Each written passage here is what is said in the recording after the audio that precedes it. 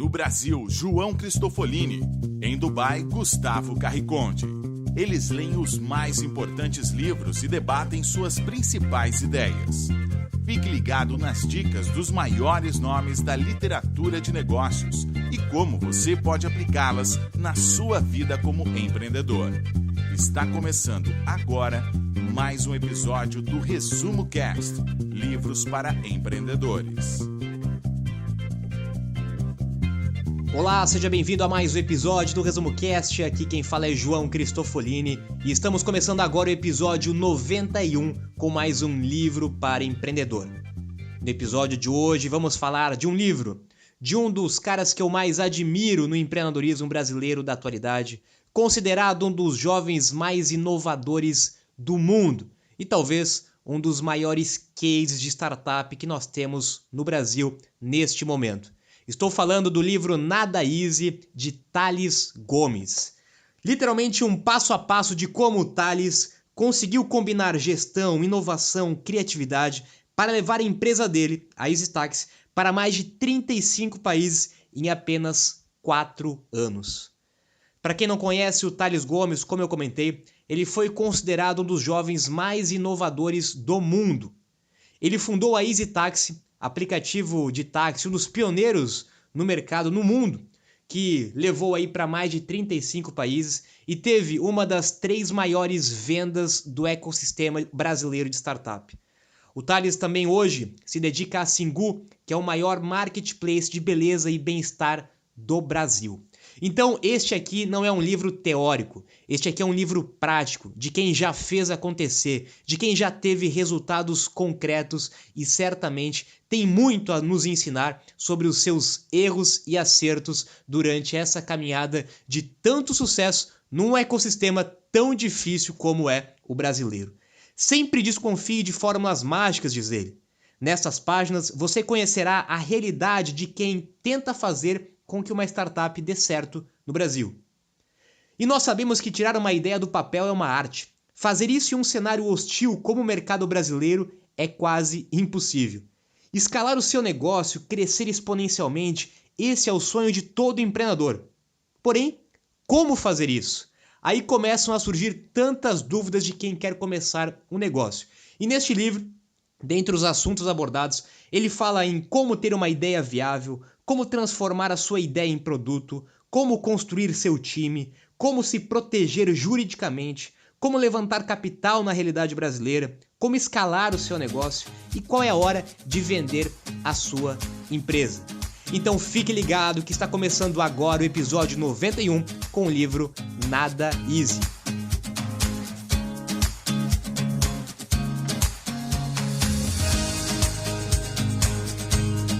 Olá, eu sou Gustavo Carriconde, sejam bem-vindos ao Resumo Cast número 91 sobre o livro Nada Easy. Tales Gomes diz que esse livro é um livro de cabeceira para qualquer empreendedor que quer construir um negócio de sucesso e inovar. Ele apresenta diversas ferramentas para diversas fases na construção de um negócio de grande sucesso, principalmente quando falamos sobre startups, que é a grande especialidade de Tales Gomes. E logo no segundo capítulo do livro, o autor já fala sobre uma grande pergunta que a maioria dos empreendedores tem ao iniciar um negócio, que é como ter uma ideia viável. Para isso, a grande dica é tentar resolver algum problema que ninguém está resolvendo. E quanto mais sério for o problema, mais possibilidade tem da sua ideia ser viável e escalável. A ideia da EasyTaxi era resolver o problema de encontrar táxis a qualquer momento para os passageiros. Isso otimizou também a vida dos motoristas de táxis e melhorou a qualidade do serviço de táxis nas grandes cidades do Brasil e do mundo. Mas antes de Tales executar essa ideia, ele pesquisou, inclusive em diversas línguas, para ver se não havia mais nenhuma empresa que também estava tentando resolver esse problema. Inicialmente não encontrou nada. E foi aí que ele resolveu dar prosseguimento à execução. Para ter uma grande ideia, você precisa inicialmente se expor a ideias que não são tão grandes assim. Precisa se conectar com pessoas, aprender coisas que você não sabe ainda, conhecer novos lugares, novas culturas, estar aberto para experiências novas. Até que a grande ideia surgirá de uma conexão de coisas que você já sabe que existem. Falamos muito sobre esse conceito no episódio número 10 do Resumo Cast, sobre o livro De Onde Vêm as Boas Ideias, do autor Steven Johnson. Mas no momento que surgiu aquela grande ideia, agora você precisa descobrir se essa ideia faz sentido, se você pode transformar essa ideia em um negócio sustentável. Uma grande ferramenta que existe hoje em dia para analisar modelos de negócios é o Canvas, inventado pelo suíço Alexander Osterwalder. Falamos sobre o livro escrito por ele no episódio número 24. O Canvas nada mais é do que uma espécie de plano de negócios simplificados e muito útil para startups ou empresas que vivem em condições de grande incerteza. Se você seguir o modelo do Canvas, vai quebrar a análise do seu negócio em 9 blocos principais e cada um desses blocos analisa uma área muito importante e que, se não for planejada e pensada com cuidado, pode inviabilizar o seu negócio. Esses 9 blocos falam sobre, inicialmente, a proposta de valor, o segmento de mercado para qual essa proposta de valor está sendo criada, os canais utilizados para entregar a proposta de valor para o seu segmento de mercado, que podem ser canais físicos ou digitais, a forma como a empresa se relaciona com o seu mercado, as atividades chaves executadas dentro da empresa para que a proposta de valor seja criada, os recursos chaves, que podem ser máquinas, computadores, softwares, recursos humanos, enfim, tudo aquilo que é necessário para executar as atividades chaves, os parceiros chaves para o modelo de negócio, porque ninguém faz negócio sozinho hoje em dia, e finalmente as estruturas de custo e receita que irão verificar a viabilidade financeira do negócio. Então, se você deseja se aprofundar mais sobre o Canvas de modelo de negócios, escute o episódio 24 do Resumo Cast ou faça uma pesquisa na internet, pois existe vasto material sobre essa ferramenta que está sendo muito usada hoje em dia. Uma ideia vale 10 centavos a bacia. Essa é a frase que o avô do Tales Gomes disse a ele quando pequeno e que ele comprovou na prática no mundo dos negócios. Uma ideia sozinha não vale nada. Ideia não tem valor nenhum. O que vale no mundo dos negócios é a execução, é sua capacidade de executar uma ideia, a sua capacidade de tirar uma ideia do papel e colocá-la em prática. É isso que tem valor, execução e não ideia. Se é execução e não ideia, então você não pode ter medo de compartilhar suas ideias. As pessoas têm mais o que fazer do que roubar a sua ideia, se esse é o seu medo. Cada um está preocupado com as suas próprias ideias, com seus próprios trabalhos, negócios, com seus próprios objetivos, e não estão preocupados em roubar a sua ideia. A ideia não tem dono, a ideia é do mundo, a ideia é do universo. Ideia nós temos todos os dias. Por isso, quanto mais você falar da sua ideia, mais feedbacks você vai obter e melhor vai ser para o desenvolvimento da sua própria ideia. E foi assim que surgiu a EasyTaxi, 2 princípios básicos de construção de ideias que inclusive nós já falamos aqui em outros episódios, que marcaram a construção e o início da EasyTaxi. O primeiro deles é que uma ideia não nasce pronta. E com a EasyTaxi não foi diferente, ela não nasceu pronta, ela foi transformando-se durante o caminho.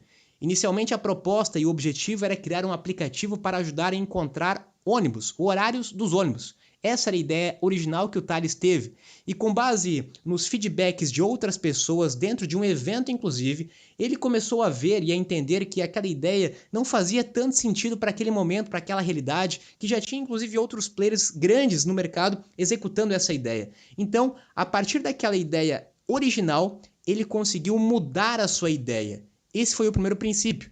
E o segundo princípio, então, como que ele mudou essa ideia? Ele passou por um problema na pele. Esse é um outro ponto muito comum da construção de ideias. A maioria dos negócios, a maioria das ideias surgem de problemas que você mesmo está vivendo ou que você mesmo já viveu. E foi assim com o Tales também. Ele passou por uma dificuldade de conseguir chamar um táxi. Em uma noite de chuva, ele tentou chamar um táxi e o táxi não apareceu, simplesmente ele não conseguiu pegar o táxi. Então, aí parecia-se bastante óbvio. Ele tinha uma ideia original, ele teve um problema, então ele conectou a ideia original com o problema que ele estava vivendo naquele momento, e aí daí surgiu então a proposta da Easy Taxi de conseguir encontrar táxis através do aplicativo.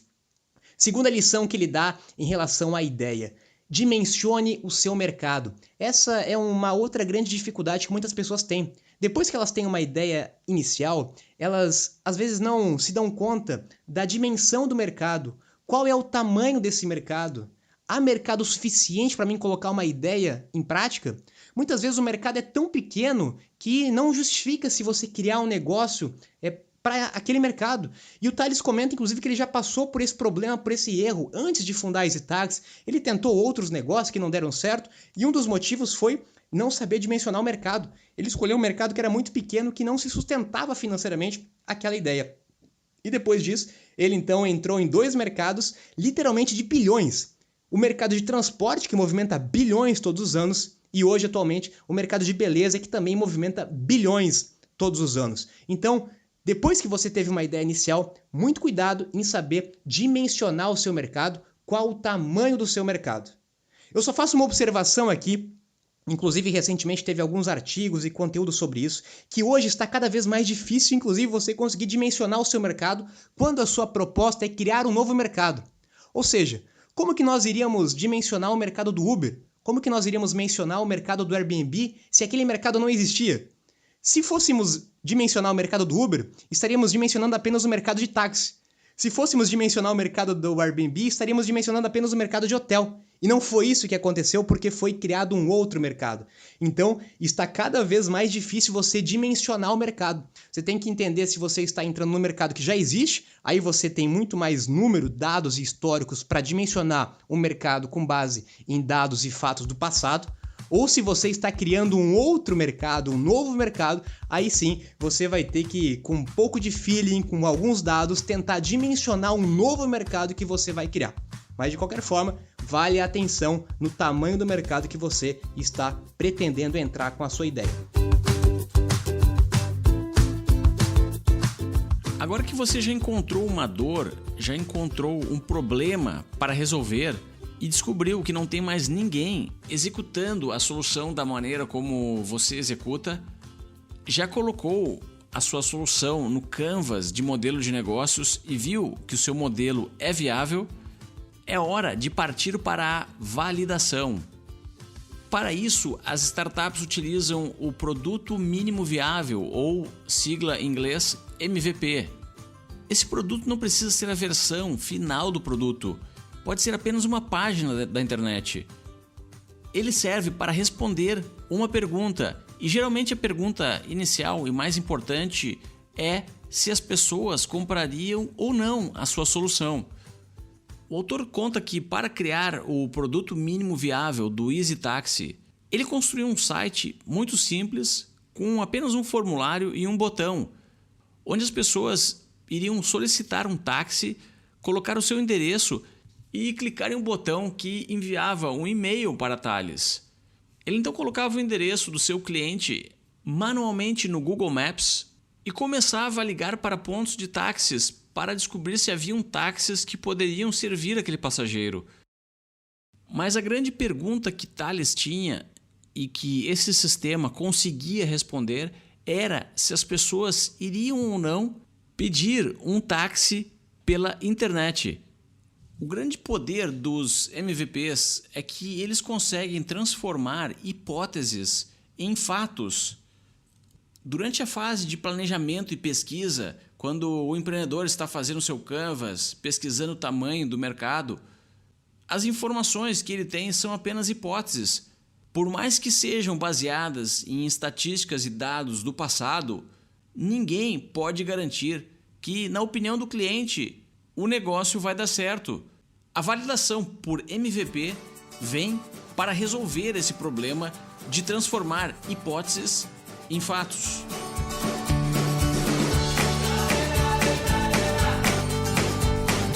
O exemplo de MVP, de validação da Easy Taxi que o Thales Gomes usou de uma forma totalmente manual, ele virou um clássico no ecossistema de startup brasileira. Ele retrata exatamente qual é a proposta do MVP. que é gastar muito pouco recurso, gastar muito pouco dinheiro, desenvolver muito pouco para você colocar em prática, colocar no mercado e sentir se tem interesse do mercado. O Thales passou praticamente 2 meses usando esse modelo que o Gustavo comentou, até que ele sentiu que era hora de lançar oficialmente o produto, porque realmente fazia sentido, tinha mercado, as pessoas estavam tendo interesse de usar aquela proposta e tinha um problema a ser resolvido. Então, algumas lições que nós podemos tirar desse exemplo prático da EasyTax é justamente esse. Crie o seu MVP o mais rápido possível, gastando pouco tempo, gastando pouco dinheiro. Lance para o mercado o quanto antes. Esteja aberto para receber feedback. Ouça o que as pessoas estão dizendo quando elas estão usando o seu MVP, porque o seu objetivo é justamente ouvir críticas e pontos negativos para você melhorar, para você mudar completamente ou em parte o seu MVP. E lembre-se que o seu MVP não precisa estar 100% pronto. Na verdade, ele nunca vai estar, né? E o grande erro de muita gente é demorar muito tempo nessa fase. Perde muito tempo construindo MVP e quando vai lançar no mercado já perdeu o time, já perdeu o momento certo de colocar isso em prática. Uma outra dica que o Thales dá, e que também eu acho que é uma dúvida de muita gente, é como desenvolver esse MVP se você não tem conhecimento de tecnologia, né? Apesar de que nós já vimos no exemplo do Thales, né, que ele também não tinha conhecimento em tecnologia, ele desenvolveu algo muito simples e hoje existem várias outras ferramentas para você fazer isso, até mais do que tinham na época da EasyTax. Você pode começar testando, usando plataformas próprias, pode testar pelo WhatsApp, pode testar pelo Facebook, pelo Instagram, por qualquer plataforma que já exista, sem que você precise criar ou desenvolver alguma coisa nova. Mas quando for a hora de desenvolver alguma coisa, uma dúvida muito comum é: desenvolver internamente ou contratar uma empresa para fazer isso? Essa pergunta eu ouço com muita frequência. E a opinião do Thales é exatamente a mesma da minha, porque eu já passei também por ambas as situações e vivi ambos os problemas. E na opinião dele, que ele cita inclusive no livro, é que é um erro você contratar uma empresa de software para construir o seu produto. Como um terceirizado ele não tem comprometimento necessário para dar o sangue pelo produto e também ele não tem o interesse, não é o objetivo dele participar desse processo de descoberta do cliente, o negócio nunca vai para a rua ou ele vai muito tarde para a rua. Então, sempre que possível, se for escolher, tenha do seu lado um cara de tecnologia. Se você está criando uma startup baseada em tecnologia, você precisa ter alguém de tecnologia internamente, porque vai ser muito mais rápido você validar, você lançar, você consertar. O ciclo de aprendizado é muito mais rápido do que se você envolver um terceiro. Nós vamos falar a seguir um pouquinho mais sobre como construir essa equipe dentro de uma startup. Agora é a hora de vermos uma das funções mais importantes de um grande empreendedor, de um grande CEO, que é achar as pessoas certas, ou seja, recrutar o time que irá executar a grande ideia. Mas lembre-se, mesmo depois de recrutar e encontrar aquele currículo perfeito, isso não significa que você, como um empreendedor e gestor do negócio, tenha que parar de motivar o seu time. Pois o recrutamento é um processo constante e não acaba quando o contrato de trabalho for assinado. Tente encontrar membros para a sua equipe que possuam habilidades complementares à sua. Esse é um dos grandes segredos para o sucesso. Se o seu negócio é um aplicativo ou uma plataforma digital, você precisa achar um membro para a sua equipe que consiga criar os códigos dos programas necessários para colocar a sua plataforma em operação. Outra função extremamente importante é vendas. Qualquer startup ou praticamente qualquer negócio precisa vender o que produziu. Outra grande dica de onde encontrar membros para a sua equipe são feiras e eventos sobre a área que o seu negócio atua, competições de startups, incubadoras, aceleradoras, coworkings, o próprio LinkedIn. E a grande e maior dica dessa parte do livro é estar constantemente recrutando pessoas, mesmo quando você não está precisando. Ou seja, trabalhe constantemente na sua rede de contatos, estabelecendo conexões, conversando com pessoas, fazendo indicações e até mesmo ajudando outras pessoas.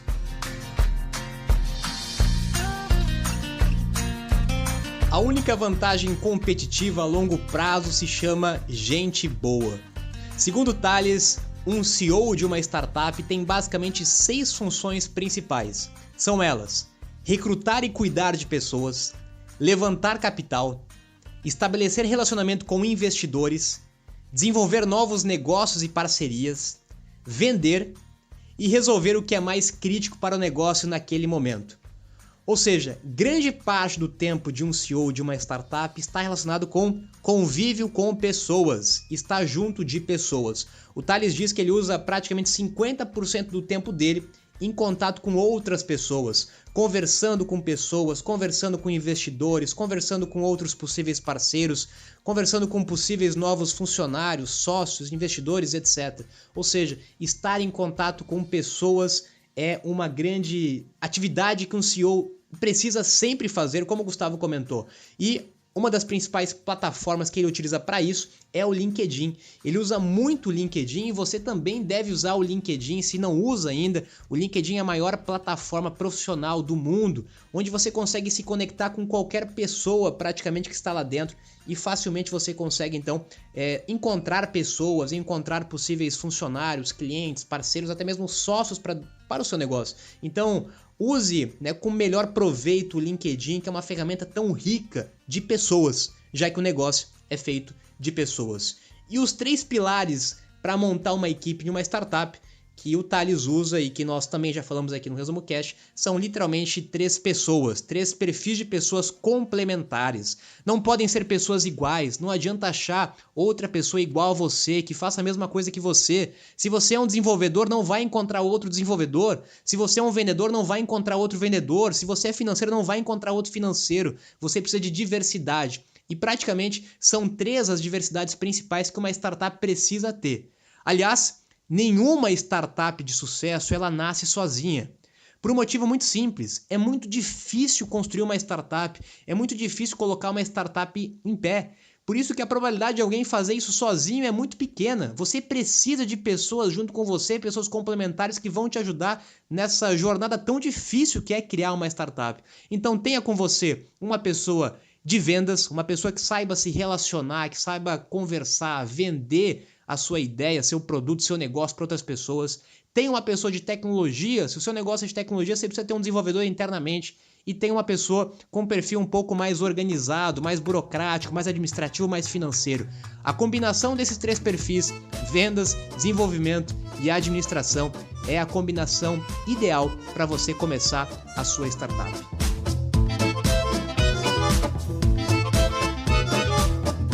O autor fala muito sobre os aspectos legais e a importância de pensar em colocar tudo em forma de contratos antes de começar as operações do seu negócio. Decida com seus sócios qual é a porcentagem que cada um vai ter da empresa. Decida como serão feitas as reuniões e como irá funcionar as votações para decidir assuntos importantes. Esclareça com a sua equipe quais serão as funções e as responsabilidades de cada um. Enfim, coloque isso tudo em um pequeno contrato, que pode ser até mesmo informal, ou um e-mail enviado para todos, pois esse acordo inicial servirá de base para construir um outro contrato mais elaborado quando o momento surgir. Outro assunto que o autor fala muito é sobre a intervenção exagerada do Estado brasileiro nas operações das startups e das empresas de modo geral no Brasil.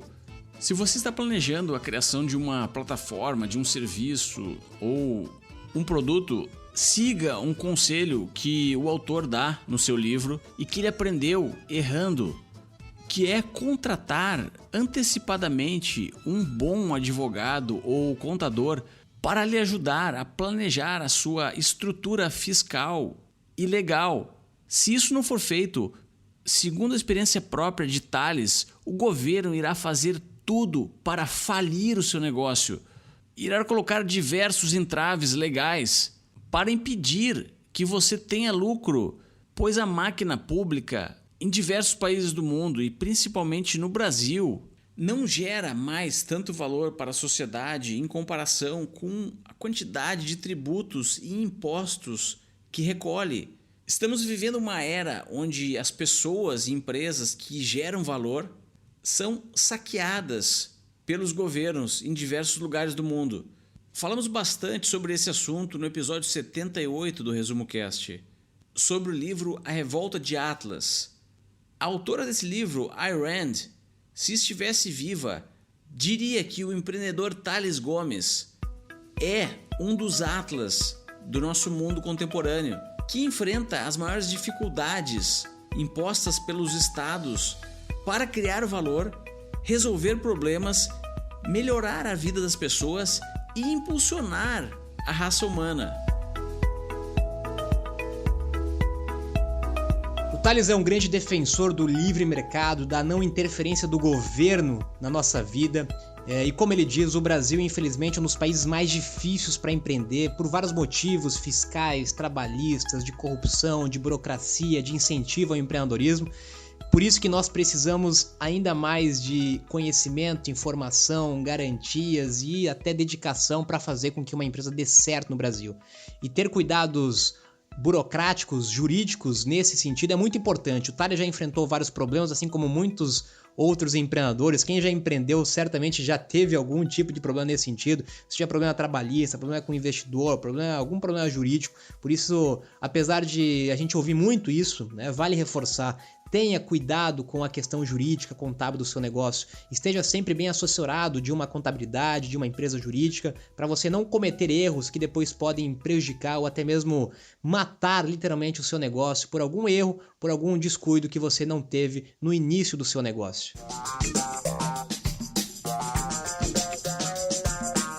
Outro capítulo do livro fala como levantar capital. E esse é um assunto também muito comum, uma dificuldade que muita gente tem, inclusive porque o Brasil é de fato um país muito difícil para captar dinheiro. E o motivo é muito simples, como o Tales comenta: hoje não é interessante para o investidor colocar o seu dinheiro em um investimento de risco, em uma startup, em um empreendimento, com todas essas dificuldades políticas, econômicas que existem no país, enquanto que ele pode colocar o dinheiro facilmente numa aplicação financeira de um banco ou uma aplicação financeira tradicional e ter retornos bastante consideráveis. Quando olhamos para países como o mercado americano, como a Europa, onde os juros são negativos ou zero, é muito mais interessante para o investidor se expor a riscos, investir em startup, investir em novos negócios, do que deixar o seu dinheiro parado no banco para ter retornos altíssimos em função dos altos juros. Então, esse é um desafio ainda maior que nós temos como brasileiros, ou seja, é ainda mais difícil captar dinheiro no Brasil, por isso que precisamos ainda mais de criatividade para resolver esse problema. Nós tivemos no Brasil aí naquele ciclo que o Brasil estava em grande ascensão, em grande evidência na mídia, né, como um novo país emergente. Tivemos uma entrada muito grande de capital, de vários fundos, de vários investidores vindo para o Brasil. Dali surgiram muitas startups, inclusive a EasyTax também, que esteve na hora certa, no lugar certo, no momento certo.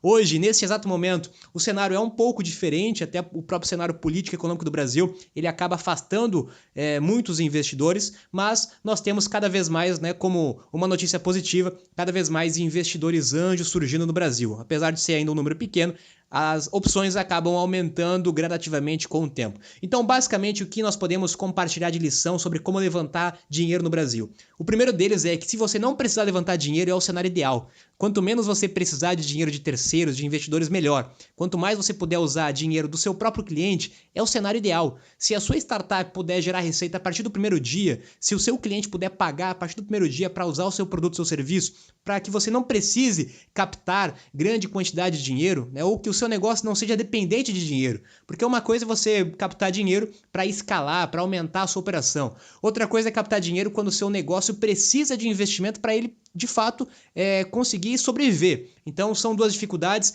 Alguns modelos de negócio permitem isso, outros não. Alguns modelos de negócio que geram receita de curto prazo permitem essa facilidade, essa flexibilidade, outros não. Então, se você precisa, de fato, captar dinheiro, alguns princípios básicos. Lembre-se que investidor não investe em ideia, investidor investe em pessoas, em negócios, em equipe, não em ideias, em coisas que já foram executadas. Então a primeira etapa do investimento geralmente é feita pelo empreendedor.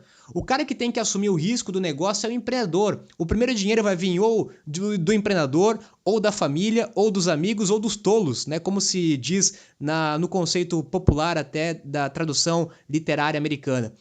Então você precisa buscar algum tipo de recurso financeiro pequeno nesse estágio através dessas fontes. Você, amigos, familiares ou qualquer conhecido que acredite em você ou que queira te ajudar, literalmente. Quando você consegue validar, consegue colocar em prática, aí sim você pode pensar em buscar uma aceleradora. Hoje existem muitas aceleradoras no Brasil, você pode pensar em buscar algum investidor anjo. E algumas lições que eu posso deixar como experiência própria para você também. Muito cuidado quando você for buscar investidores anjos, aceleradoras. Cuidado para não entrar em alguma coisa simplesmente por causa do dinheiro. Eu sei que é difícil falar isso quando nós estamos precisando de dinheiro e todo dinheiro é sempre muito bem-vindo, mas a gente depois pode se arrepender em algum momento por ter feito uma escolha não tão certa a longo prazo. Busque investidores que têm relação com o seu negócio. Busque investidores que estão nesse mercado de startup, que investem em empresas do seu segmento, do seu modelo. Não busque um cara que investe em imóveis para investir na sua startup, um cara que investe em outra coisa para investir na sua startup. Tenta buscar alguém que possa agregar valor para o seu negócio, não só com dinheiro, com conhecimento, com relação, com contato, com know-how. O mesmo vale para a aceleradora também. Pesquisa a aceleradora. Hoje tem bastante aceleradora no mercado. Pesquisa o que ela já fez, os cases dela. Pesquise qual que é o fit que ela tem com o seu negócio, com o seu mercado, antes de entrar em qualquer tipo de investimento. Certamente essa primeira etapa é a mais difícil, você dá esse primeiro estágio, esse primeiro passo. Como eu disse, capital próprio de família, investidor anjo, aceleradora. E depois, aí vem, talvez até com um pouco mais de abundância, quando o seu negócio já está tracionado, já está validado, já tem clientes, tem mercado, tem gente pagando. Aí vão vir fundos de investimentos, vão vir outras opções de investimento também.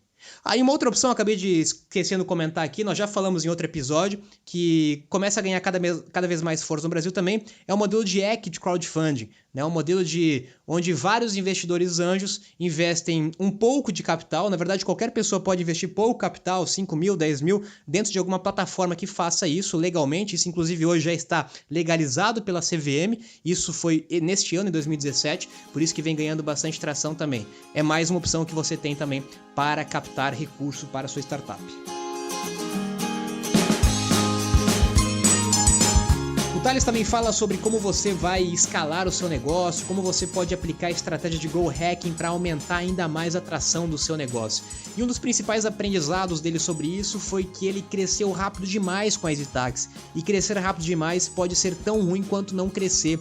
Crescer rápido demais às vezes perde o controle do negócio, às vezes você acaba sendo diluído demais dentro do negócio. O Thales aí, os seus sócios fundadores acabaram saindo depois do negócio com um percentual pequeno, isso é um grande problema também.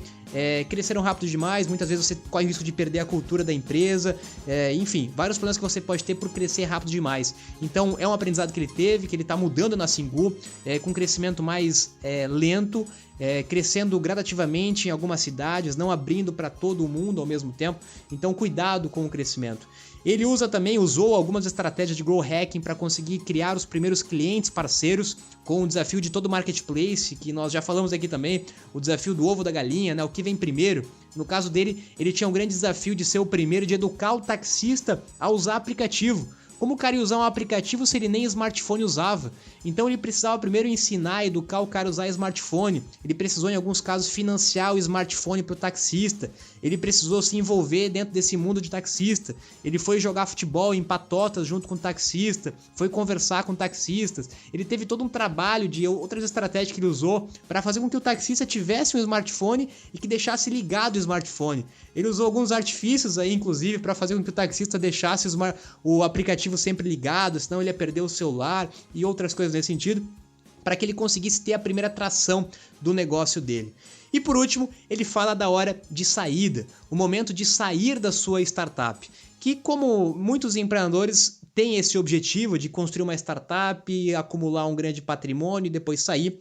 Ele orienta, inclusive, que você não tenha esse objetivo inicial, ninguém começa um negócio já com esse pensamento, mas se você fizer tudo direitinho durante o caminho, você pode ter essa opção de saída num segundo momento dentro da sua startup. E basicamente dois aspectos pesam nessa decisão, como ele comenta. O primeiro é o aspecto pessoal, quando você entende como empreendedor que você não está mais contribuindo para o negócio. No caso dele, a empresa cresceu tão rápido e de uma forma tão forte que ele acabou se sentindo mais perdido dentro do negócio porque não era a função dele gerenciar a empresa, ele queria construir a empresa, então depois de 4 anos de operação, ele acabou não se sentindo mais bem pessoalmente, sentindo que ele já tinha feito a parte dele e que ele deveria ir para outros desafios. Esse foi um primeiro ponto que pesa muito na hora da saída, na decisão da saída. E outro peso, logicamente, que é o peso financeiro. Quando você tem uma boa proposta financeira ou quando você está muito diluído no seu negócio, em função de várias rodadas de investimento, você acaba, inclusive, até perdendo a motivação de estar dentro do negócio. Então, é uma combinação de aspectos pessoais com aspectos financeiros para você ter uma saída. E no caso da EasyTax, ela foi aí uma das 3 maiores vendas no mercado de startup brasileiro. Se você gostou do episódio de hoje, compartilhe com outros empreendedores que possam se beneficiar do valor que a gente gera aqui, debatendo esses livros importantes para o mundo dos negócios. E deixe também um review para o Resumo Cast lá no iTunes ou no aplicativo que você utiliza para escutar os episódios do Resumo Cast. Lembrando que os podcasts podem ser escutados sem conexão com a internet. E se você acessar o nosso site, lá temos o link para sincronizar automaticamente todos os episódios do Resumo Cast toda segunda-feira, que é o dia que publicamos o novo episódio. O endereço do site é resumocast.com.br. Agora eu me despeço aqui de Dubai, tenham todos uma boa semana e até o próximo episódio.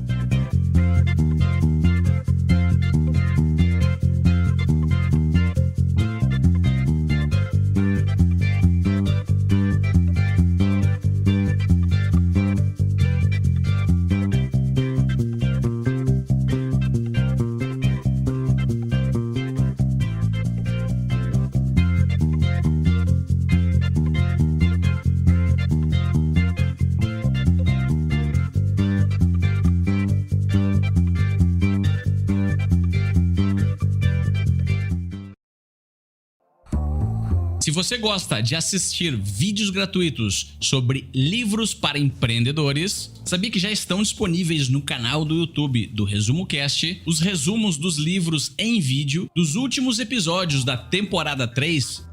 Basta abrir o seu aplicativo do YouTube ou o site do YouTube no seu computador e procurar pelo nosso canal digitando Resumo Cast.